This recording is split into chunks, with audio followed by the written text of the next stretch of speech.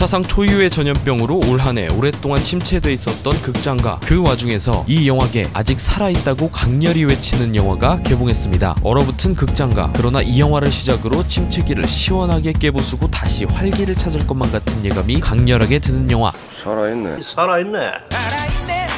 살아있다입니다.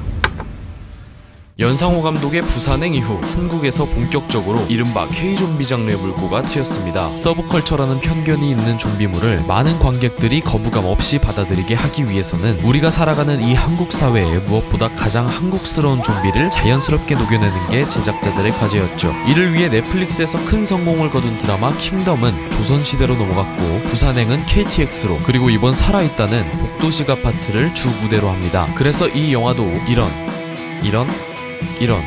이건 아니구나. 무튼 이런 감성의 이야기와 결이 맞닿아 있지 않을까 싶었지만, 의외로 이 영화는 좀비 영화하고는 1도 관련이 없는 다들 옥상으로 올라가요!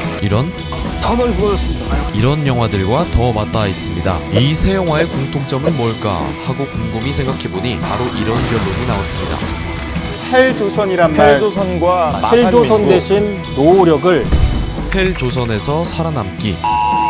즉, 이 영화는 좀비물을 표방하고 있기는 하지만 결국 고립과 단절, 그리고 외로움 속에서의 생존을 다룬 이야기와 더 맞닿아 있다고 할 수 있죠. 그렇다면 이 영화에서 좀비는 어떤 모습 내지는 어떤 역할일까요? 뉴스 음성을 통해 전달하기로 여타 좀비들처럼 둔하거나 멍청하지 않고 문고리를 직접 따거나 줄을 타고 베란다 난간을 오르기도 하죠. 거기다 그들의 특징은 분노가 가득하고 인간을 물어뜯어 인육을 즐겨 먹는다고도 말합니다. 여기서 저는 이 영화의 좀비의 모습이 이 사회를 살아가는 인간의 모습과 크게 다르지 않음을 떠올릴 수 있었습니다. 너도 나도 살아남기 위해 좁아터진 서울의 아파트에 자리잡아 밀집된 생활을 하면서 타인을 물어뜯고 짓밟고 올라서야만 살아남을 수 있다고 믿는 분노가 가득한 사회, 즉 살아있는 것보다 살아남는 것이 더 강조되는 사회. 어쩌면 이 영화 속 좀비는 때로 그런 모습으로 살아가고 있는 우리에 대한 메타포가 아닐까요? 그렇다면 이 영화를 그런 좀비 같은 모습으로 살아남아야 하는 이 사회에서 고립되어 단절과 외로움을 느끼는 사람들의 이야기로 이해해보면 어떨까요? 갑작스런 좀비 사태로 인해 집에 고립되어 버린 두 사람, 그럭저럭 살아남아 보려 했던 오준우가 삶의 의지를 상실하고 죽음을 결심했을 때는 다름 아닌 가족의 상실이 있었을 때였습니다. 즉, 내가 살아있다 한들 살아있음의 존재를 알아줄 사람이 없을 때 우리는 단절을 느끼고 삶의 의지를 상실합니다. 결국 그가 죽음을 코앞에 둔 찰나 또 다른 생존자 김유빈에 의해 다시 삶의 의지를 되찾은 것은 그녀가 그의 살아있음을 인지했다는 것이고, 비로소 그녀의 살아있음을 통해 자신의 살아있음을 강렬하게 느끼게 된 것이죠. 반대로 김유빈 역시 과거에 스스로 목숨을 끊으려 했다는 것을 알려주는 것으로 보아 그녀도 결국 그의 살아있음을 인지하고 그가 자신의 살아있음을 알아주는 것만으로도 삶의 의지를 되찾을 수 있게 되죠. 그런 맥락에서 세계로부터 고립되고 단절되어 외로움의 삶의 의지를 상실했던 두 사람에게 상대의 목소리를 끝까지 들어야만 소통할 수 있는 무전기 씨는 굉장히 의미 있는 장면이었다고 생각합니다. 시카고 대학 카시오코 교수팀이 발표한 연구에 따르면 현대인의 가장 총체적인 사망 요인은 사고나 암이 아니라 외로움이라고 합니다. 우리가 공포스러워하는 것은 어쩌면 좀비 그 자체라기보다는 타인과 단절되어 있다는 고립감, 그리고 이 세상에 나 혼자 남아있는 것만 같은 외로움이 아닐까요? 가령 현대사회에서 1인 가구의 증가로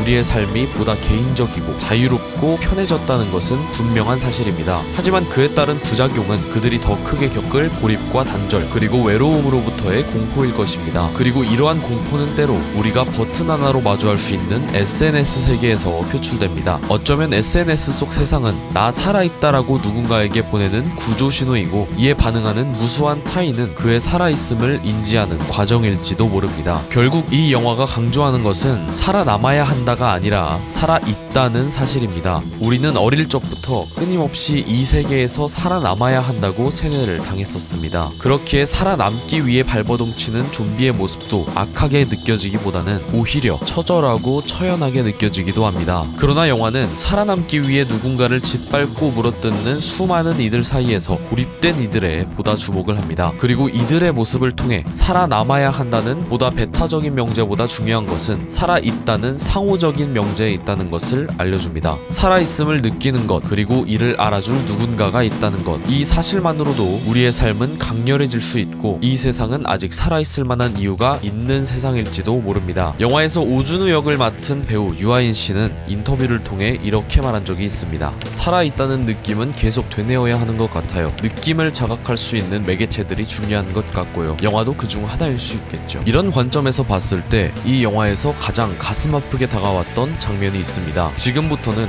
보다 강력한 결말의 스포일러가 있으니 주의해주세요. 영화 엑시트에서 제 마음이 불편했던 건 탈출과 구조 이후 이전처럼 돌아가 서울에서 함께 살 가족이 있었던 용남과는 다르게 부모님이 멀리 사는 것처럼 묘사됐던 의주에게는 그 이후에도 결국 고립된 혼자의 삶을 헤쳐나가야 한다는 씁쓸한 현실이었습니다. 비슷한 관점에서 살아있다의 결말부, 즉 인터넷이 터지자 휴대폰에 수없이 안부 메시지들이 울리는 준우에 비해 유비는 휴대폰을 꺼내는 장면조차 나오지 않습니다. 결국 좀비 사태가 해결된다 한들 유빈에게 고립되고 단절된 삶은 앞으로도 지속될 수 있다는 현실적인 씁쓸함이 느껴졌습니다. 그렇게 이 영화는 우리가 발붙이고 있는 이 한국 사회에 자연스럽게 녹아들어 보다 한국적인 좀비 영화 한 편을 탄생시켰습니다. 마지막으로 이 영화를 보고 온 저는 오늘 이런 영상이라는 방식으로 저의 살아있음을 간절히 외쳐봅니다. 살아있다. 이거로는 부족한가?